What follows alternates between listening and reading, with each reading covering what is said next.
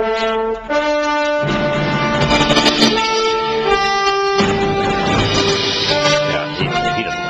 have liked him.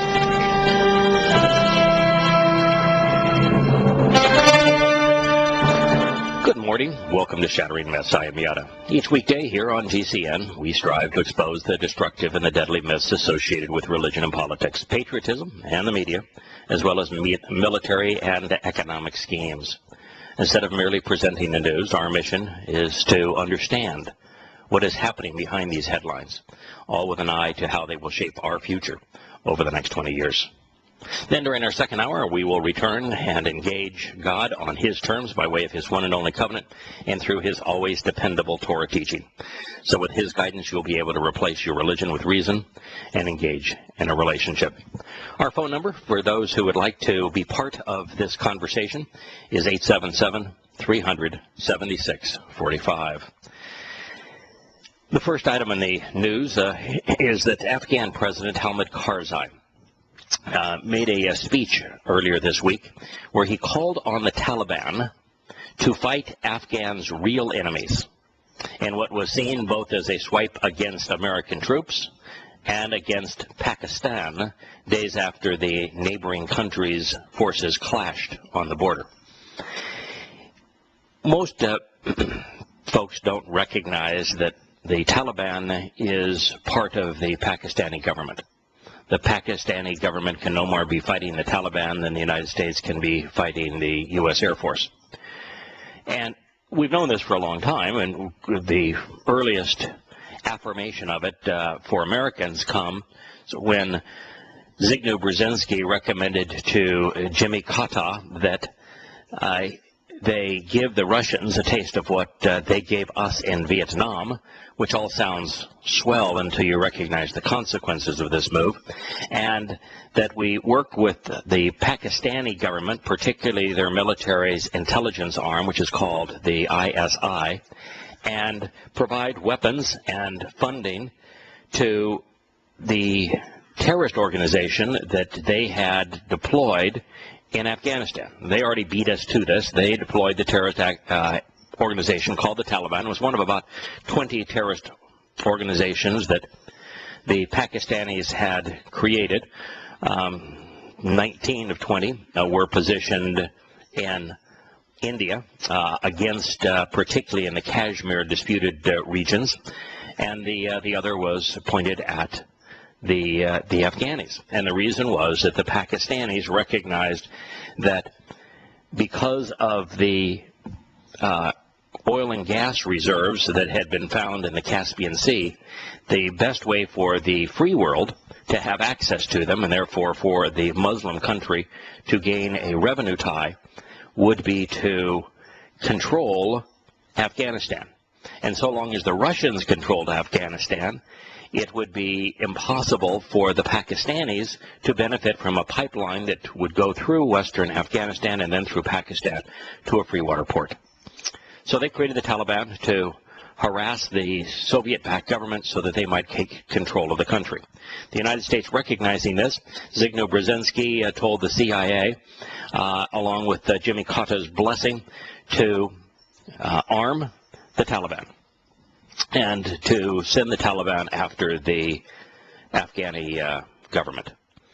Well, the consequence of that, of course, was that 1.5 million Afghanis died in that civil war.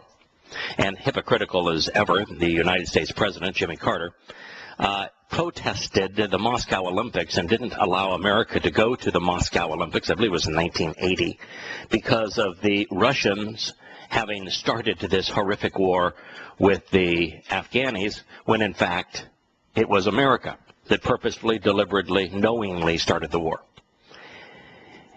The upshot of all this is that after 1.5 million Afghanis die and their country is turned to rubble, and the United States stopped funding the Taliban was equipped up to their eyeballs.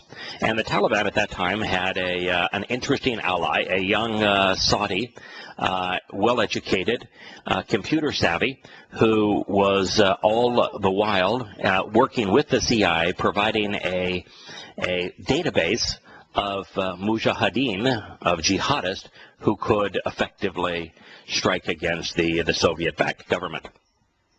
And that database became known as the base, Al-Qaeda. And so the United States is responsible for having created and funded and armed not only Al-Qaeda but the Taliban. So we have a miserable history here, as does Pakistan, which still controls the Taliban. America has a propensity to manufacture its next enemy. Now, even in Iraq, America befriended Saddam Hussein, and we did so because he was, as a Sunni, a foe of the Shias in Iran, who we now were enemies with because of the fundamentalist government that had taken over that country. So we supplied Saddam Hussein with chemical and biological weapons that he could deploy against the Iranians. And then we invaded Iraq when we claimed he still had those chemical and biological weapons. Well, you're getting the picture. So as it relates to Afghanistan and Afghanis despise Pakistanis. They aren't allies. They see the Pakistanis as being armed by the Americans, as being enriched by the Americans, which is true, and that both the Americans and the Pakistanis are responsible for their enemy, which is the Taliban. And so Karzai is saying, hey, the real enemy is Pakistan. So if you are a member now of the Afghani Taliban, if you have joined the Taliban as an Afghani as opposed to a Pakistani, start fighting the real enemy, which would be America and Pakistan. Now that's not exactly where you would want Hamid Karzai to go after 11, almost 12 years of United States war there and all of the killing that has transpired. But nonetheless, that's where we find ourselves in Afghanistan. As a result of his comments, the following day, 5 U.S. soldiers were killed by a bomb in southern Afghanistan. It's interesting that not a single American media outlet made a connection between Hamid Karzai's speech addressing the need for Afghanis to lash out at their real enemy, and that the following day, 5 American soldiers were killed. But nonetheless, 19 U.S. personnel have been killed in the last week alone in a series of bombings. 3 British soldiers were also killed by a roadside bomb. Now, what's amazing here is that almost all of the Americans are now being killed by those that we are equipping, that we are claiming to be in alliance with. And for what? America has known since about 5 minutes after it invaded Afghanistan that it could not prevail. It's the same thing as in Vietnam. Within months of the time that we supplied troops in Vietnam, there are recordings of the President of the United States admitting to the Secretary of Defense that it was an unwinnable war, that there was no chance of prevailing, but that he would remain in the fight only because his legacy would be tarnished, because the American people would never forgive a president who lost a war, who retreated. So we went from 500 Americans being dead to over 60,000 Americans losing their lives because of the ego of a man. And the same thing is true in Afghanistan. Same thing was true in Iraq. The intelligence reports that the war was unwinnable and both invasions came out very early. And yet ultimately 1 million people would die as a result of our poor decisions. Turning to a different foe and a different part of the world, there was an article about a week and a half ago on Hungary, where a number of Hebrew Israeli periodicals saying, there's a real nasty undertone now that is building momentum in Hungary that is astonishingly anti-Semitic, enraged to the same extent that the Nazis were back in the 1920s. Well, yesterday, this was the result, not of the Israeli editorials, but of the rising tide in Europe of anti-Semitism. Hungary's far right, the Jobbik party, staged a rally in central Budapest in protest of the capital hosting a World Jewish Congress. Several hundred supporters took part, despite attempts by the government to prevent it going ahead. Jobbik said the rally was to protest against what it said was a Jewish attempt to buy up Hungary. I mean, come on. Why in the world would a tiny, tiny, tiny percentage of the population want to buy Hungary? And if they wanted to buy a country, why would they want to buy a country with idiots in it like this?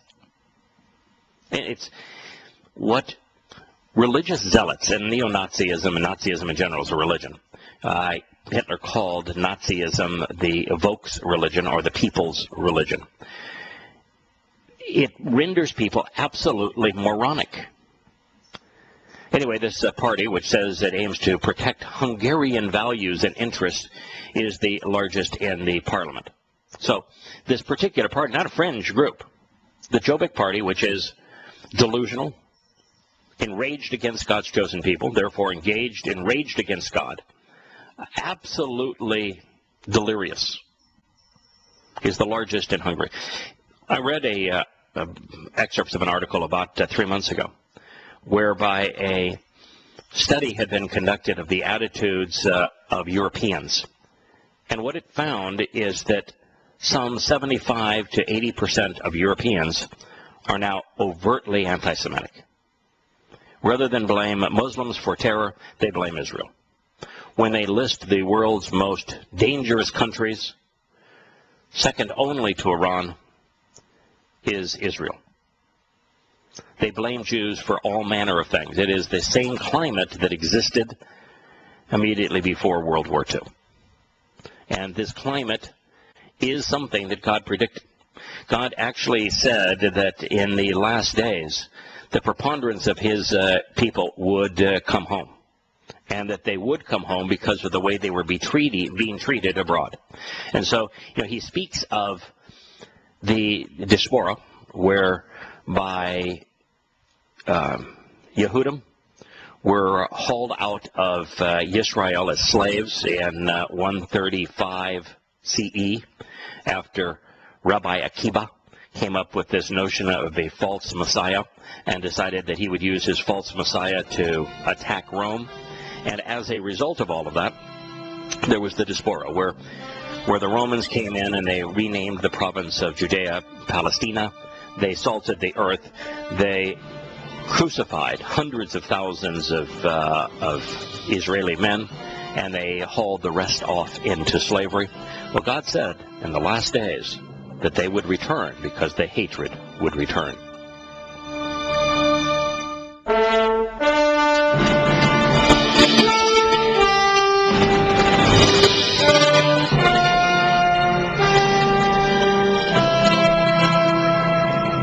Good morning. Welcome back to Shattering Myths. You can participate in this discussion. 1-877-300-7645. The largest political party in Hungary, while engaged in their Budapest rally, claiming that Jews were trying to buy their country. Now, again, imagine Jews being smart enough to amass the kind of money that they could actually buy a country, and being stupid enough that they want to buy a country where the majority political party has an IQ collectively of about 7. Anyway, these people said the Israeli conquerors, these investors. Now, so an investment is a conquering mechanism. It's kind of interesting. Most countries beg for foreigners to invest in their country. It creates jobs and opportunities in their countries. But no, if it's Jewish money, that's bad money. So these Israeli conquerors, these investors, should look for another country in the world for themselves, because Hungary is not for sale. Okay, that sounds just fine. Let's take the for sale sign down, and if you continue to wear that sign on your forehead, you can be certain that no one will invest in Hungary because you're stupid. Moving on to another part of Europe. Europe is falling apart. Europe has reached the point now where it was in the 1920s, where everyone is looking for someone to blame. It's very much like Europe was just prior to the First World War as well, which really wasn't a world war. It was a European war. The Second World War, that was a world war. So the Second World War was the First World War, and the First World War really was just a regional war. That's only interesting because Yahowah spoke of a great world war and said that sign of a world war would herald the generation that sees his return, and that is World War II, because it was the only worldwide war. Anyway, in Italy, which is a country completely underwater, where they are doing the same thing. They're blaming everyone else for their problems, just as we're finding in Hungary. Italy's new Prime Minister, Enrico Letta, is preaching an end to austerity. Now, Italy is in a pickle because those who did not want to work became beneficiaries of all kinds of lavish government subsidies. And now the reduction of monies, entitlements, gifts that people have not earned is called austerity. It's interesting here that Italy has been spending about 35 to 40% more each year than it takes in as revenue, and it's considered austerity if you spend 20% more than you take in as revenue. Now, I'd like you to run your household that way. For the next 10 years, what I'd like you to do is spend 20% more than you make for the next 10 years. And then if you think that is austere, if that is an austere, limited way of managing your spending, then enjoy your time in prison, because that's where you will be headed. Anyway, he's pledging that austerity must end, and that debt targets must be done away with, and that they be allowed to fund, which means borrow money to raise entitlements for individuals who are not productive, and also he does want to rid the country of a tax that the average person, which is a housing tax. Turning to another place where the world is blaming others for their foibles and seeing the world in the kind of way that would lead to another world war, because we are going to see what we would refer to as World War III, but really the Second World War on our horizon. It is less than 15 years out, and is in all likelihood closer to in the range of 14, 15 years on our horizon. This attitude in Europe of desperation, where they will rise up and blame other people in rage for their problems. We're seeing a hint of it now in Japan, where the new Japanese Prime Minister, who is a kind of a far right-winger, has been visiting shrines to Japanese war dead in World War II. And so South Korea, which like China and the Philippines, bludgeoned by the savagery of the religioized troops of Japan, is saying, foul, don't do that. Take responsibility. What you did was wrong. Don't move towards that again.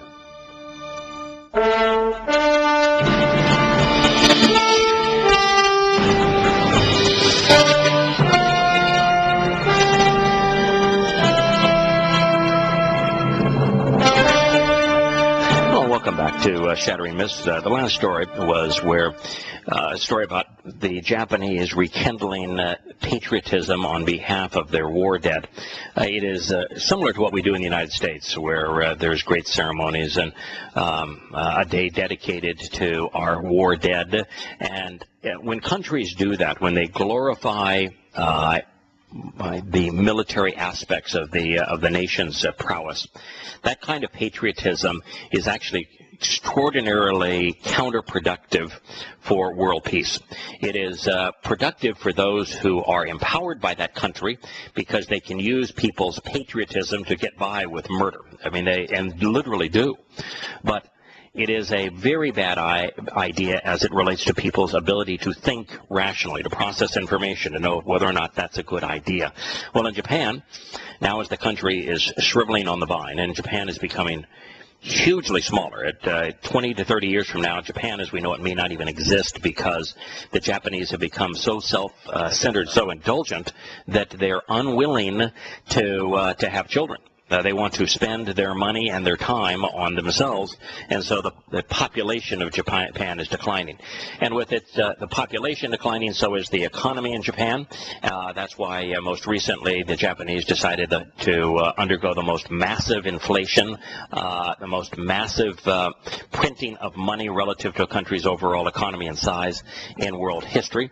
And they're also pounding their chest, talking about how great they were and worshiping their war dead. This particular cemetery, where 160 members of the Japanese government, including the new Prime Minister of Japan, attended. It is a shrine honoring the World War II soldiers, who were some of the most vicious in world history. It has 14 leaders of Japan's World War II effort who were convicted as war criminals by the Allied tribunal buried there. It's interesting, by the way, also that General May, in talking to McNamara, who was his attaché at the time, when they devised the plan of ultimately winning the Pacific region of the World War II by committing acts of terrorism, by firebombing Japanese cities night after night, killing up to 50,000 Japanese women and children each night. They, in their memoirs, actually talked about the fact that had the United States not won that war, that they most certainly would have been tried and convicted as war criminals for having perpetrated war crime, because what we did is not in any way, shape, or form considered appropriate in any country. We have Larry with us, calling in from Florida. How are you this morning, Larry? Oh, I'm fine, Yada. I was just listening to you there, but isn't that the way the war goes? I mean, you know, the bottom line is that there's atrocities committed. War is not a beautiful thing, and it's one of the it's man at a real base instinct. And some of the worst things in the world go on in a war. So to sit around and glorify war is not a good thing, and I think most real warriors would tell anybody that. Yeah, but you know, America still has this fascination with the greatest generation because they went and won the war against dictators in Europe and in Asia. And by doing so, we glorify war. And if you were to take a sane, thoughtful approach to the conditions that existed, how we aided and abetted the development of those conditions, and how we responded in a manner that cannot be considered good to those conditions, and the tactics that we used, when you put it all together, there's nothing to glorify here. There's nothing here that is great.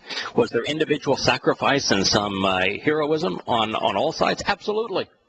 But to call it the greatest generation, when you look at the death and the carnage and the savagery, it's the same thing as looking at World War I and the those who were politically empowered, how they had to have absolutely no regard for life to do what they did. And we didn't either, whether it be in World War I or World War II. We had no regard for life, and this notion of patriotism, which causes young men to rise up and say, I want to go join the cause, I want to be a hero, I want to go fight for my country, that is an incredibly counterproductive response. But yet that's all planned. I mean, you're fed all that through movies, you're fed all that through television, the media, every form of media promotes patriotism and waving the flag. All the pomp and ceremony, the fancy planes that overfly, the sporting events, the parades, the fireworks, all the pageantry is all designed to inspire patriotism, and patriotism is a really, really bad thing. You can't be a patriot, for example, and be part of the covenant. And if you're not part of the covenant, you don't have a relationship with God, and you are not saved. So it's impossible to be a patriot and be saved. So it's important for our listeners to know that while patriotism may make them feel good, you can't be a patriot, someone who is in love with your country, and be saved by God. Well, I mean, there's a lot of people, although I support, the Constitution in freedom, the Constitution was written by men that really didn't have a lot of other men's best interests at heart. They're talked about today like they're gods, our founding fathers. Yeah, but think about that. During the time of the Revolutionary War, 2/3 of Americans were opposed to it. They weren't fighting for the interest of the majority of Americans. 2/3 of Americans were opposed to the war.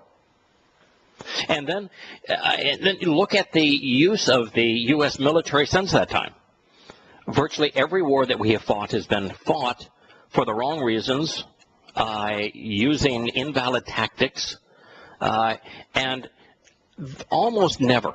The number of times you can say that the U.S. military has fought to protect American freedoms you can count on maybe one finger of one hand.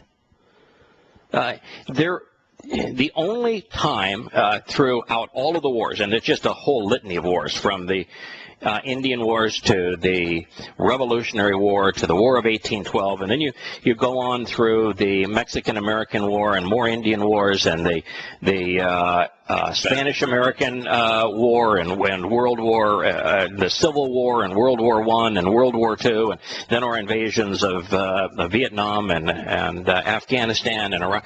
I mean, we've just constantly been at war. And what you realize is there's only one of those wars in one theater that you could even make an argument that our military was actually used to defend American freedoms. In all of the rest, you can't. I mean, there was one theater would you pick in World War II? Well, the Germans had absolutely no interest nor any capability of invading America, and so there is no way to say that our invasion of Europe protected American freedoms.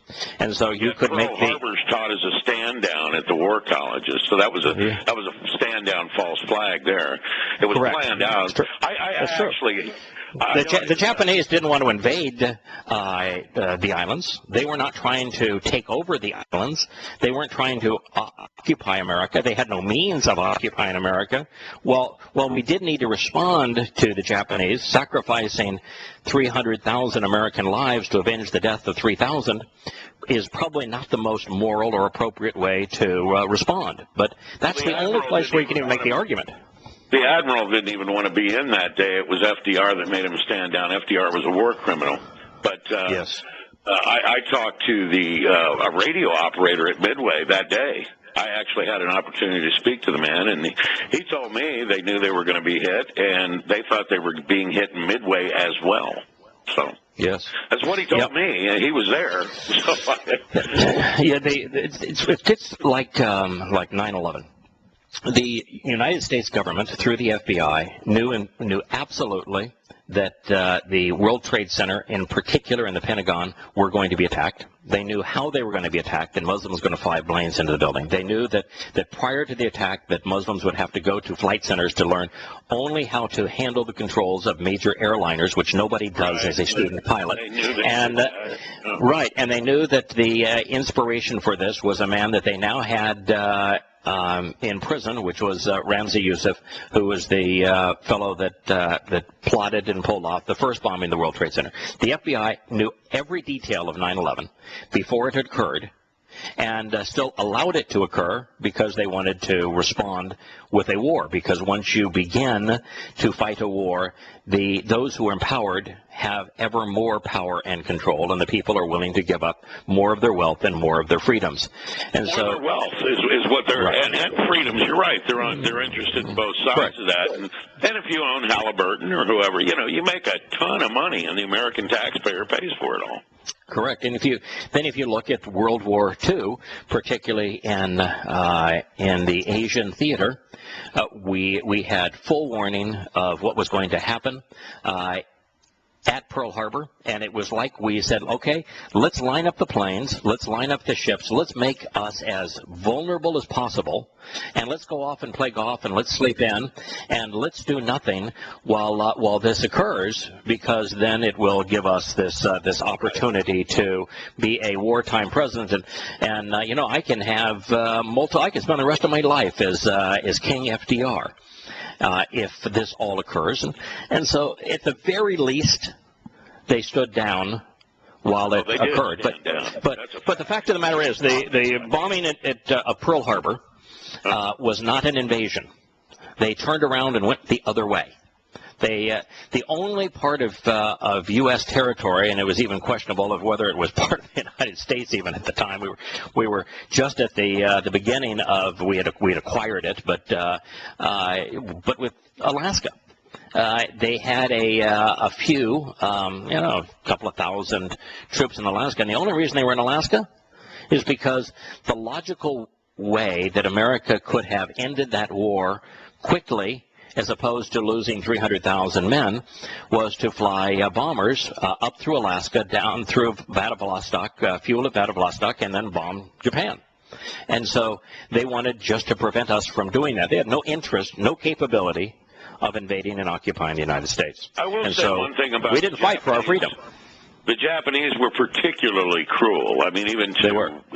Even they would give people diseases, burn them alive, and everything else. Correct. When they were POWs. That's and correct. They treated women no better than men, and they were savages both in China and towards American troops.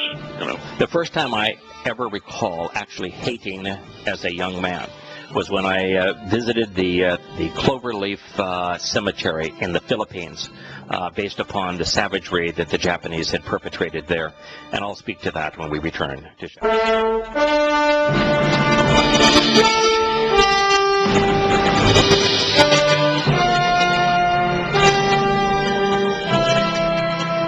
Hello and welcome back to Shattering Myths. I'm your host, Yahowah. We're here with Larry's called in for Florida, having a conversation that is more challenging for Larry even than it is for me, and that you have a son that is involved in the military. I have a nephew who is involved in the U.S. military as well. And, Larry, I spent about a month several years ago because I had this feeling that as much as we hear politicians and the media and everyone else saying that we should thank our troops because they provide our freedoms, and they're providing a great service to us by protecting our freedoms, that maybe that's never happened before, that maybe the American military has never engaged in a battle to protect American freedoms. What I say to that is that I've studied it. I couldn't find one. They're used as muscle for those who want to take from others what doesn't belong to them. In fact, our military is really being used like a bastard stepchild. And I'll stop there. That's what I say. And, I would agree with you up to this point.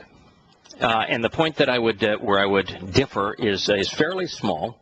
But at the highest echelons of the U.S. military, when you get to admiral and general rank, then they are co-conspirators. They are part of the problem. If you listen to someone like Petraeus or General Allen, what you find in their words and in their ambitions is no different than what you find in the words of politicians.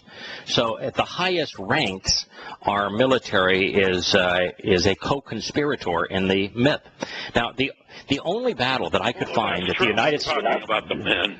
Yeah, the average guy that signs up, and most men sign up for, and women, and it's about 10 to 15% women now in the military. Most sign up because it is a opportunity for a job or an opportunity away from a bad scene at home. Some signed up still for patriotism.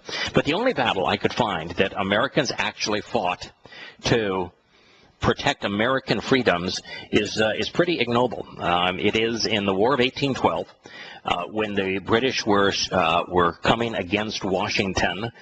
We fought for an hour, maybe two, and then we retreated and ran and gave the British a clear path to Washington. But the battles in that war that were won were won by private militias and private individuals who marshaled those private groups. Well, it seems to me, and I just want to point this out since we're talking about that. I think what England couldn't take in a battle from the Americans or in a war from the Americans, they took with the Federal Reserve System and the CFR, because the CFR was set up exactly 10 years after the central banking system, which happens to be the fifth plank in the Communist Manifesto, the Federal Reserve System. And then it was MI5 that helped set the CFR up. So all that money goes over to England. Yes, Scott. I think another angle to this is that a lot of people, they perceive themselves as being an extension of the government. So therefore, they think the government has the best for them, best intentions for them. And then the military is an extension that makes sure that our government has the freedoms that they have. Correct. Because it's always the threat that the government can bring in the military.